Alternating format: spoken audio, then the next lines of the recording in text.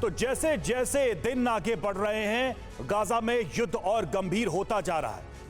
Hamas को खत्म करना ही इजराइल का टारगेट है और इसके लिए हर दिन नई नई रणनीति अपनाई जा रही है। तो अंत की ओर हमास ऑपरेशन यूनिट 504 बताएंगे विस्तार से आपको इस ऑपरेशन के बारे में, तस्वीरें भी दिखाएंगे जो सीधे वॉर जोन से आ रही है। हमारे साथ हमारे संवाददाता भी जुड़ेंगे, लेकिन उसके पहले इस वक्त युद्ध की कुछ अहम खबरों पर सबसे पहले हम नजर डालते हैं। जी हां, 10 बड़ी खबरें हम आपको दिखाएंगे और धमाकेदार वीडियोस भी सामने आए हैं। ये 7 अक्टूबर के वीडियोस हैं और उस दिन हमास के लड़ाकों ने इजराइल पर हमला किया था, वो वीडियो भी एक बार फिर से जारी किया गया है। तो इजराइल पर हमास के हमले का नया वीडियो आया है। हमास लड़ाकों पर जवाबी फायरिंग करती दिखी। इजरायली पुलिस 40 हमास लड़ाकों से भिड़े 4 पुलिसकर्मी घरों में फंसे लोगों को बचाते दिखे। इजराइल के किबुत्ज कफर का यह वीडियो। בוא נאגף מימין, חבר'ה, עיגוף ימני. בוא נאגף מימין.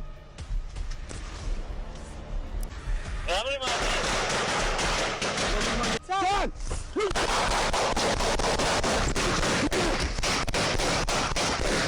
נראות רק אני חוצה קנה. יאללה בוא. כפר עזה, יש מחבלים, אנחנו 4 שוטרים בשירות.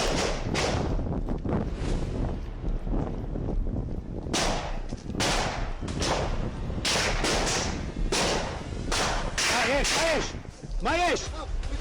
בוודאות? בוא נאגף מימין. חבר'ה, עיגוף ימני. בוא נאגף מימין.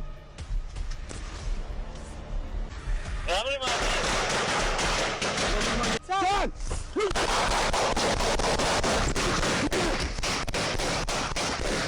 נראות רק אני חוצה קנה. יאללה בוא. כפר עזה, יש מחבלים, אנחנו 4 שוטרים בשירות. तो 7 अक्टूबर का यह वीडियो था जिस दिन हमास के लड़ाकों ने हमला किया था और कैसे इजरायली सिक्योरिटी गार्ड्स ने उसका सामना किया था। आगे बढ़े, और भी खबरें हैं आगे, लेकिन सबसे पहले इस वक्त वॉर से जुड़ी 10 ब्रेकिंग न्यूज आपके सामने। पहली बड़ी खबर, हिजबुल्लाह के ठिकाने पर इजरायली हमला। हिजबुल्लाह का हथियार डिपो तबाह हुआ। टैंक और फाइटर जेट से इजरायल ने हमला किया। हमले से हिजबुल्लाह का ठिकाना ध्वस्त।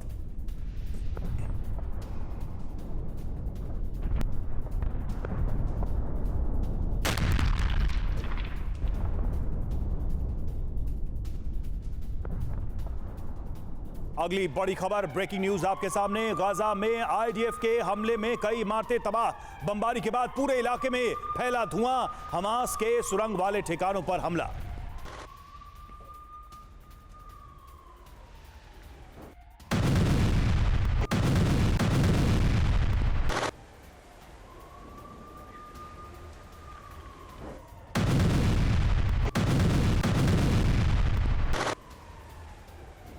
अगली ब्रेकिंग न्यूज, गाजा के नुसैरत कैंप में भीषण बमबारी। इजरायली सेना के हमले में 20 की मौत।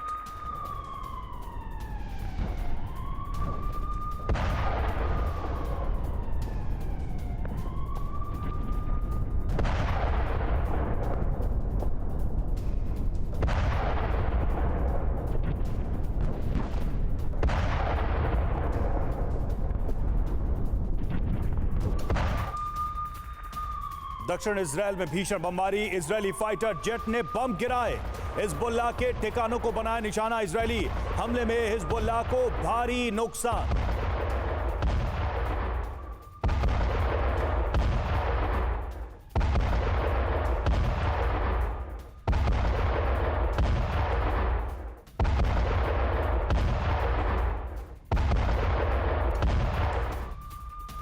अगली ब्रेकिंग न्यूज, गाजा में इजरायल की भीषण बमबारी। इजरायली विमानों ने बमबारी की। इजरायली हमले में हमास के कई ठिकाने तबाह। गाजा में चारों तरफ धुएं का गुबार।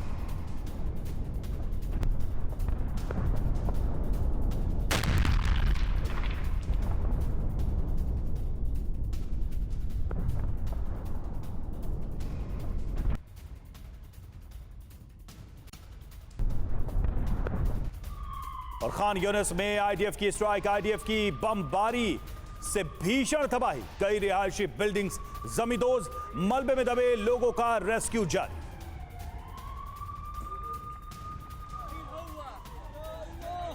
Where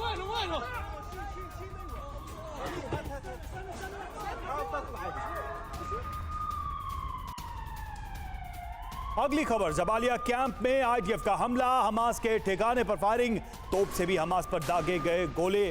जबालिया कैंप में आईडीएफ की जबरदस्त घेराबंदी।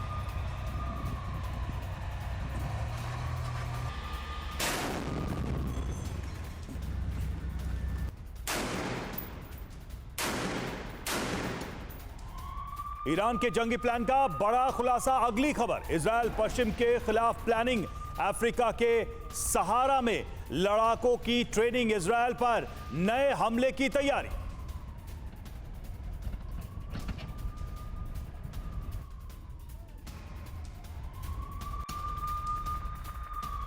लेबनान के खिलाफ इजरायल की बड़ी तैयारी, इजरायल लेबनान के बीच जंग का खतरा, इजरायल ने तैनात किए 1 लाख सैनिक।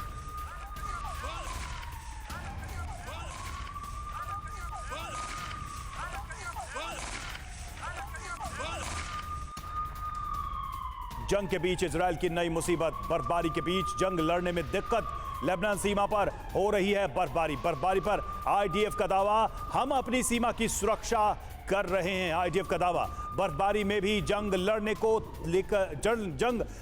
को तैयार, आईडीएफ ने दावा किया।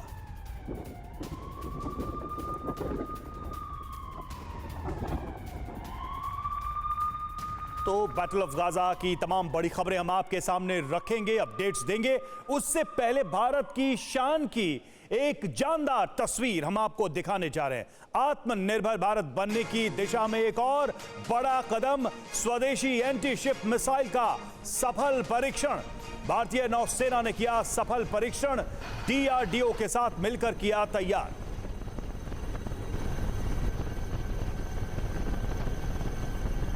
तो स्वदेशी एंटी शिप मिसाइल का सफल परीक्षण किया गया है, डीआरडीओ ने इसे तैयार किया है।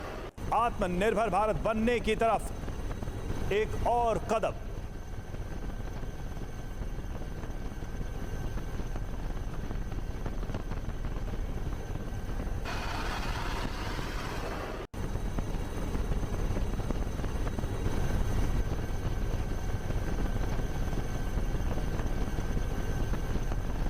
एक्सक्लूसिव तस्वीरें हैं ये एंटी शिप मिसाइल की, एंटी शिप मिसाइल जिसका परीक्षण किया गया। आप देखिए कैसे इस कॉम्बैट हेलीकॉप्टर के जरिए इसे लॉन्च किया जाता है और ये अपने टारगेट को हिट करता है। डीआरडीओ की मदद से इसे तैयार किया गया है। शानदार तस्वीरें भारत के एक और उपलब्धि की, आत्मनिर्भरता की तरफ बढ़ता भारत और उसकी एक शानदार तस्वीर।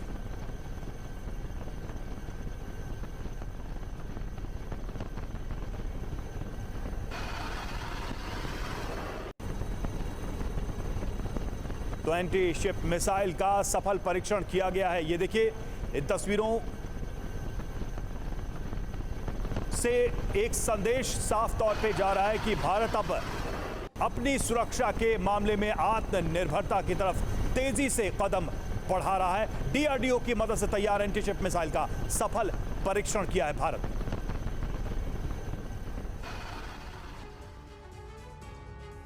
चलिए आगे बढ़ते हैं। इजरायली सेना ने युद्ध में यूनिट 504 को उतारा है। ये आईडीएफ की सीक्रेट यूनिट है और इस वक्त हमास की सांसें उखाड़ने में यह यूनिट जुटी हुई है।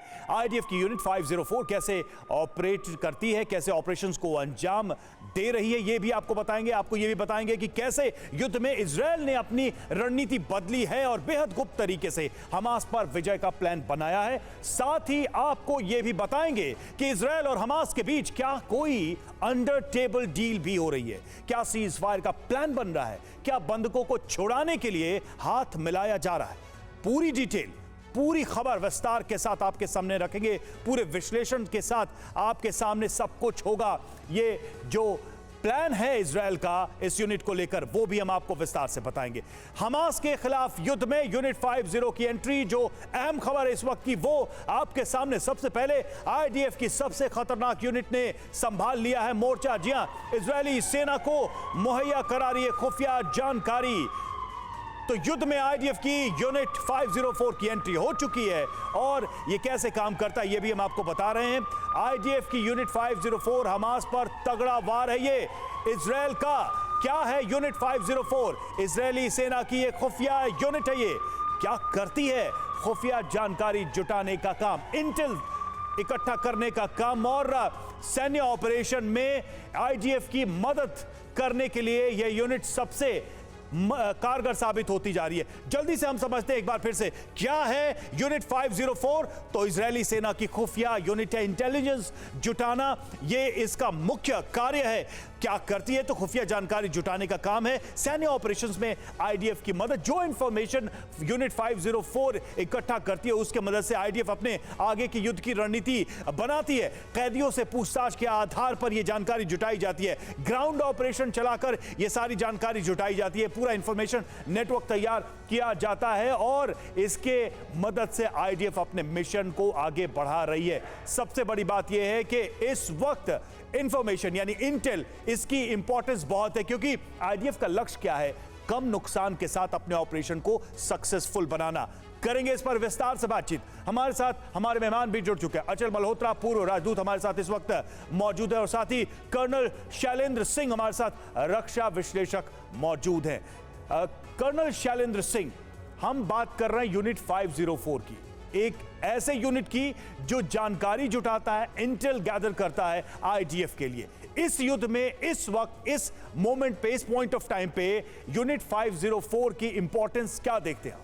ये तीन बातें हैं। पहली बात, ऐसा नहीं है कि मोसाद और बाकी यूनिट्स जो शिन बेट टाइप हैं ये ऑपरेट नहीं कर रही हैं, लेकिन अब इजराइल उस स्टेज पर आ गया है कि जहां उसके पास पैलेस्टीनियन हमास वाले कैदी बढ़ गए हैं, उनसे खबर ली जा सकती है हर पॉइंट ऑफ व्यू से, उन डॉट्स को, क्योंकि जब खबर आएगी वो अलग अलग डॉट्स में आएगी, बिल्कुल इन डॉट्स को ज्वाइन करने का काम 504 का होता है। और साथ ही साथ एक तरह की रणनीति बनाकर ग्राउंड फोर्सेस को, कि अगर वो बाएं जा रहे थे और उन्हें मालूम है ऑलरेडी कि कनेक्शन वाइज लेफ्ट साइड में लेट अस से आरपीजी ज़्यादा अवेलेबल हैं, तो वो गाइड कर पाती है कि लेफ्ट साइड को अवॉइड करते हुए अगर आपको मैकेनाइज्ड फोर्सेस डालनी है तो वो राइट साइड से सर्कल करें। तो ये लाइव सिचुएशन में आपको एक ऐसी इंटेलिजेंस देती है जो डायरेक्टली आपको अफेक्ट करेगी ऑपरेशंस सक्सेसफुली करने में। और अब क्योंकि हम देख चुके हैं कि उत्तर गाजा में एक तरह से डोमिनेशन हो गया है इजराइल फोर्सेस का, अब वो यही चाहेंगे, क्योंकि ये बात हमास को भी पता है साउथ के लिए, इसलिए अब आप देखेंगे 504 की इंपॉर्टेंस अपने आप बहुत ज्यादा बढ़ जाएगी, बहुत ज्यादा बढ़ जाएगी। और 7 अक्टूबर को जो कुछ भी हुआ एक इंटेलिजेंस फेल्योर था, तो इजराइल को भी समझ में आ रहा है कि इंटेलिजेंस को बढ़ाना, ज्यादा से ज्यादा इन्फॉर्म्ड रहना इस युद्ध में कितना जरूरी है। अचल मल्होत्रा सर हमारे साथ जुड़े, उनके पास जाएंगे, लेकिन उसके पहले देखिए कुछ अहम जानकारियां और। मौजूदा इजराइल हमास युद्ध में यूनिट 504 ने कैसे आईडीएफ की मदद की है, कैसे पूरी लड़ाई का रुख बदल दिया, आपको हम जल्दी से बताने की कोशिश करेंगे ग्राफिक्स के माध्यम से। यूनिट 504 ने कैसे जंग का रुख बदला, तो अल शिफा अस्पताल में हमास लड़ाकों के होने की जानकारी दी, जो कि एक बहुत बड़ी इंफॉर्मेशन थी और इसके आधार पर एक बड़े ऑपरेशन को लॉन्च किया गया। रंथसी हॉस्पिटल में हमास लड़ाकों की मौजूदगी की सूचना भी 504 ने आईडीएफ को दी थी, जिसके बाद ऑपरेशन चलाए गए थे। आईडीएफ को हमास के 300 ठिकानों की जानकारी दी, 300 ठिकानों के बारे में पता दिया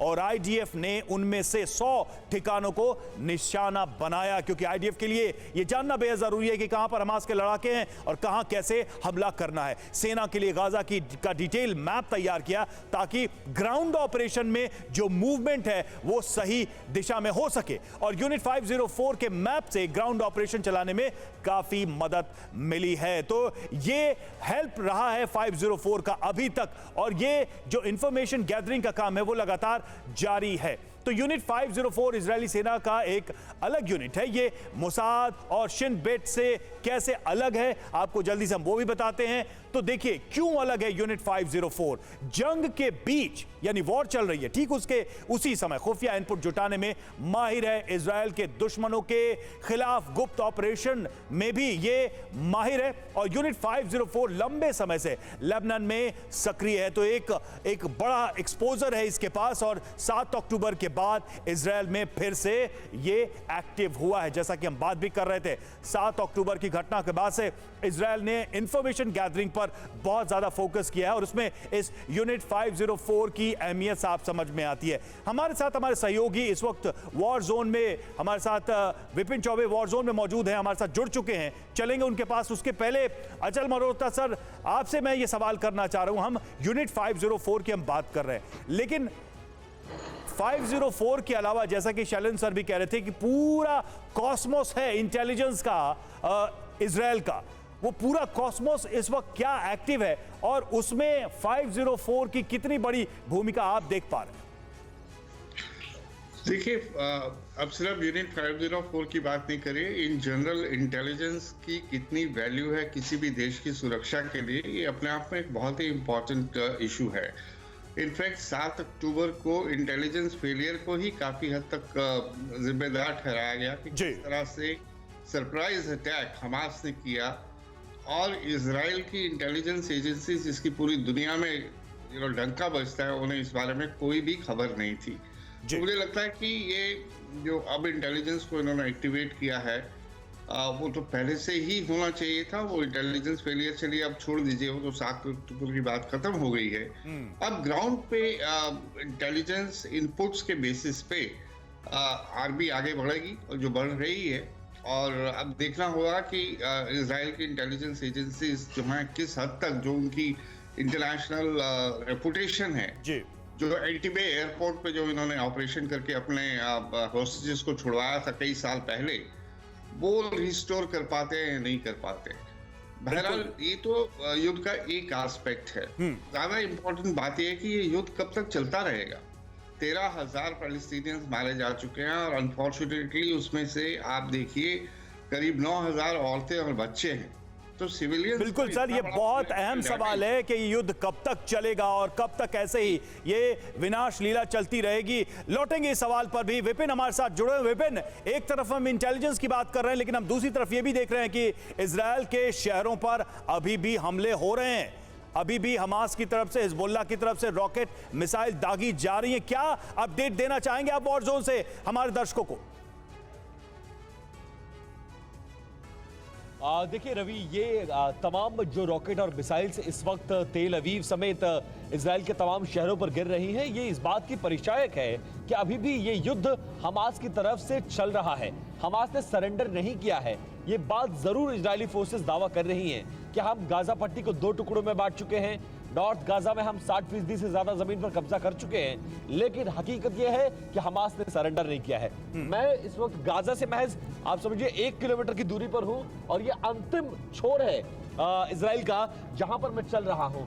हमें आर्मी के एरिया में जाना है, वहां उससे पहले मुझे अपनी बात खत्म करना पड़ेगा, लेकिन मैं आपको बताता चलूं कि ये युद्ध अभी लंबा चलेगा, क्योंकि हमास की ताकत सिर्फ हमास नहीं है, वो अरब के वो तमाम देश हैं जो आज की तारीख में भी उसको गोला बारूद दे रहे हैं। और कल रात तेल अवीव में भी 7 रॉकेट से हमला किया गया। हालांकि अच्छी बात यह रही कि आयरन डोम ने उसको निष्क्रिय कर दिया, लेकिन खतरा अभी भी इजराइल पर बरकरार है। ये युद्ध लंबा चलेगा और दोनों के बीच फिलहाल कोई सुलह समझौता होता नजर नहीं आ रहा है। जो बात आप कह रहे हैं कि हमास के हमले अभी भी जारी हैं, ये अपने आप में एक इंडिकेटर है कि हमास युद्ध रोकने या इस पर अभी हार मानने को तैयार नहीं है। विपिन, लौटेंगे आपके पास। और देखिए, तो आईडीएफ ने अपनी रणनीति बदल दी है और अब टनल में ही हमास के लड़ाकों से होगा आमना सामना। आपको बताते हैं कि इजराइल की सेना को अपनी रणनीति में बदलाव क्यों करना पड़ा है, इसके पीछे की बड़ी वजह क्या है। जल्दी से बिग वॉल के माध्यम से कुछ अहम फैक्ट्स पर नजर डालते हैं। सैन्य रणनीति की हम बात कर रहे हैं, तो रणनीति में बदलाव,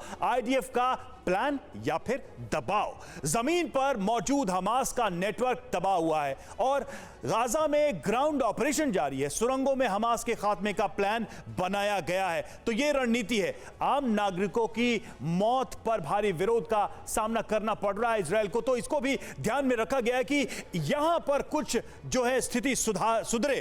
और दुनिया भर में इजराइल के खिलाफ प्रोटेस्ट हुए हैं, प्रदर्शन हुए हैं, अभी भी जारी हैं। सहयोगियों की नाराजगी कम करने की भी कोशिश है। हमने देखा था अमेरिका और फ्रांस ने किस तरीके से बयान दिया, जो कि एक प्रमुख सहयोगी रहे हैं। तो इन सबको देखते हुए इस वॉर स्ट्रैटेजी में अब बदलाव लाया गया है। शैलेंद्र सर, इस स्ट्रैटेजी में चेंज को आप कैसे देखते हैं वाकई में ये कारगर साबित होगा। और टनल्स का जो नेटवर्क था, जो एक चक्रव्यूह, जो एक बड़ा डर, एक बड़ा थ्रेट, एक बड़ी चुनौती बताया जा रहा था, अब उसी टनल में हमास के लड़ाकों से निपटने की तैयारी। देखिए, दो बातें आपको देखनी चाहिए, बड़े सिंपल, कि किसी भी तरह का अगर हम टारगेट देखते हैं फौजी पॉइंट ऑफ व्यू से, तो दो होता है, एक होता है स्ट्रैटेजिक टारगेट और एक होते हैं टैक्टिकल। एयर हमारा स्ट्रैटेजिक वेपन है स्ट्रैटेजिक टारगेट के अगेंस्ट। आप देख रहे हैं इस समय वो जो रणनीति बदली है वो टैक्टिकल रीजन से बदली है, क्योंकि नॉर्थ गाजा में आपके पास इतने ज़्यादा एनक्लेव आ गए हैं इजराइल के पास कि उसे पहली बात अब उस एयर की जरूरत नहीं है, पहली बात। दूसरी बात, उसको अब ये डिस्टिंग्विश करना बड़ा प्रॉब्लम हो जाएगा बाय एयर कि कहां बॉम्बिंग करनी है कहां नहीं करनी है, क्योंकि जो चीज आप टैक्टिकली अचीव कर सकते हैं ग्राउंड फोर्सेस से, उसके लिए आप एयर इस्तेमाल नहीं करेंगे। जहां तक बात है इंटरनेशनल प्रेशर, ह्यूमैनिटेरियन ग्राउंड, वो साउथ गाजा के लिए एप्लीकेबल होगा। लेकिन आप अभी भी देखेंगे, मेरी गारंटी ले लीजिए कि लेकिन इससे क्या टाइम स्ट्रेच नहीं होगा?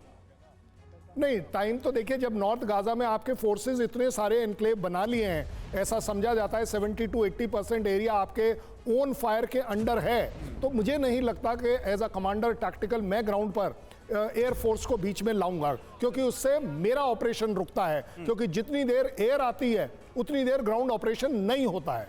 जबकि साउथ में आप देखेंगे ये humanitarian ground, keeping a favourable situation internationally, ये सारी चीजें काम आएंगी। लेकिन अभी भी आप देख लेंगे कि हो नहीं सकता कि स्ट्रैटेजिक टारगेट्स को एयर फोर्स डिस्ट्रॉय ना करे। एक सवाल अचल मल्होत्रा सर से। अचल सर, अंतरराष्ट्रीय स्तर पर जो छवि बिगड़ी या फिर जो आरोप लगे, जो प्रोटेस्ट हुए, जो सहयोगी देशों ने क्रिटिसाइज किया, क्या आपको लग रहा है कि इस मोमेंट पे अब इजराइल की लीडरशिप ने इसको बहुत सीरियसली लेना शुरू किया है और शायद उसमें वो अब कुछ सुधार चाहते हैं और उसकी वजह से ये बड़े फैसले लिए जा रहे हैं? देखिए, इसमें कोई दो राय नहीं है कि इजराइल के खुद के अपने अलाइज और पूरी दुनिया में जो डिमॉन्स्ट्रेशंस हो रही हैं, एक एंटी इजराइल फीलिंग, एक एंटी इजराइल सेंटिमेंट आ रहा है। तो आप उसे फैक्टर इन तो करना पड़ेगा, लेकिन काफी समय से इजराइल ने शुरू में इस बारे में कोई ध्यान नहीं दिया। बट अल्टीमेटली, जैसे मैंने पहले भी कहा, हजारों सिविलियंस मारे गए हैं, तो उसके लिए जवाबदेही तो बनती है ना। जी। आप एक टेरर ऑर्गेनाइजेशन को न्यूट्रलाइज करने में कितना कोलेटरल डैमेज कर सकते हैं, कितने सिविलियंस को मार सकते हैं, तो प्रेशर तो बन रहा है। लेकिन साथ ही साथ जैसे बिट्स एंड पीसेस में जो रिपोर्ट्स आ रही हैं, उसके हिसाब से बैकडोर डिप्लोमेसी के थ्रू कुछ नेगोशिएशंस भी चल रही हैं। और जो आप जो एयर स्ट्राइक्स की बात कर रहे हैं, जो एक खबर ये भी है कि वो जो भी एग्रीमेंट होगा, वो पॉज होगा, ह्यूमैनिटेरियन पॉज होगा या सीज फायर एग्रीमेंट, जो भी कहिए आप उसको, उसमें एयर स्ट्राइक्स को कम करने का भी एक जो है प्रोविजन रखा जा रहा है। तो कहीं ये ग्राउंड तो तैयार नहीं किया जा रहा सीज फायर का, और बहुत जल्दी हम सीज फायर देखेंगे? जी बिल्कुल, सीज फायर नहीं कहिए, इसे ह्यूमैनिटेरियन पॉज कहा जा रहा है। और वो उसका मेन मकसद यही है कि सिविलियन कैजुअलिटीज को रोका जाए, ह्यूमैनिटेरियन असिस्टेंस को बढ़ाया जाए, और सबसे बड़ा एलिमेंट ये होगा कि जो प्रिजनर्स ऑफ वॉर, खासतौर से जो उन्होंने होस्टेजेस ले रखे हैं, उसे रिलीज किया जाए। ठीक है। और एक बात तो नेतन्याहू शुरू से कहते रहे कि युद्ध हम पर थोपा गया, हम विक्टिम हैं और हमें ही अब इसमें गिल्टी करार देने की, हमें ही दोषी करार देने की कोशिश की जा रही है। वो नैरेटिव भी मुझे लगता है कि नेतन्याहू के सामने जरूर आ रहा है बार बार। और आप दोनों का बहुत बहुत शुक्रिया हमसे जुड़ने के लिए, हमसे बातचीत करने के लिए, इस चर्चा में, इस विश्लेषण में शामिल होने के लिए।